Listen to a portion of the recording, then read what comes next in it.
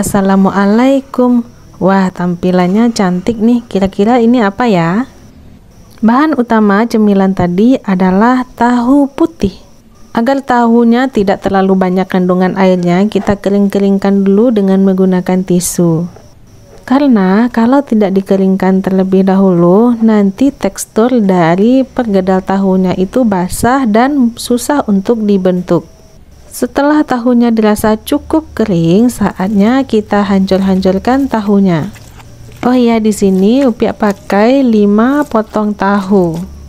Untuk menghancur-hancurkan tahunya boleh pakai ulekan atau pakai gelas atau pakai garpu juga bisa, tergantung apa yang kamu punya di rumah.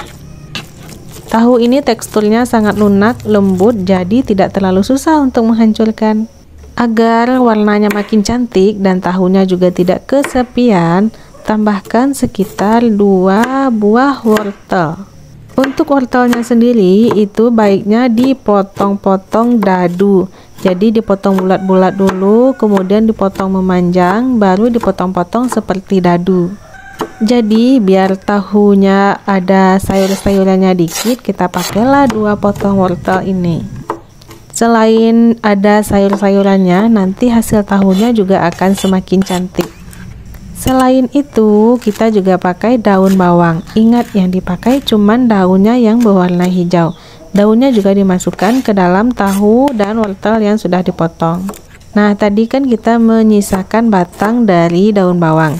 Batangnya ini juga akan kita pakai, tapi batangnya akan ditumis. Bahan yang ditumis selain batang dari daun bawang adalah bawang merah. Oh ya, satu lagi juga ada bawang putih.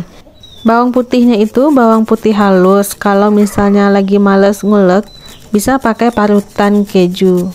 Jadi bumbu yang akan kita tumis yaitu bawang putih halus, bawang merah, dan daun bawang. Untuk urutan dari menumisnya, pertama kita masukkan dulu bawang merahnya. Bawang merahnya jangan ditunggu sampai kekuningan atau kecoklatan, langsung saja dimasukkan bawang putih halusnya. Nah, setelah bawang putih dan bawang merahnya dirasa udah agak kekuningan, baru kita masukkan batang daun bawangnya. Ini dimasaknya tidak perlu lama-lama, cukup sebentar saja. Jika dirasa udah matang, kita masukkan bumbu halus tadi ke dalam campuran tahu, wortel, dan daun bawang yang telah kita siapkan sebelumnya. Tambahkan juga daun seledri agar wanginya makin semerbak.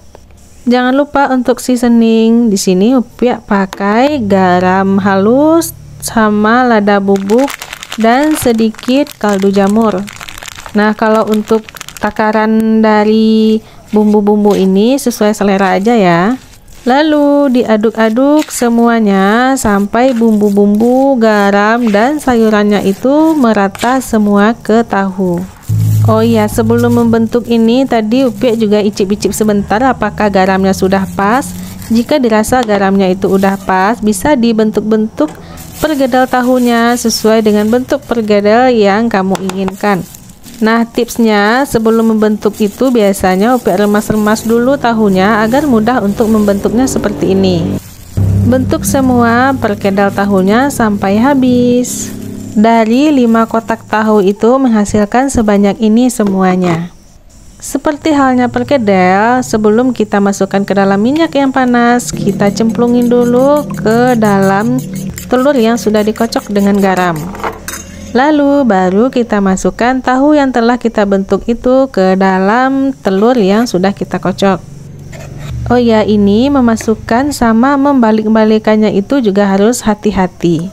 Berbeda dengan kentang, kalau tahu itu teksturnya lebih lunak, kalau kentang kan teksturnya agak keras, jadi tahu itu lebih sensitif untuk hancur.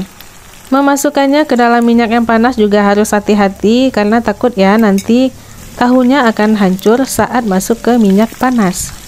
Setelah satu sisinya matang, jangan lupa dibalik ke sisi sebelahnya dengan penuh kehati-hatian.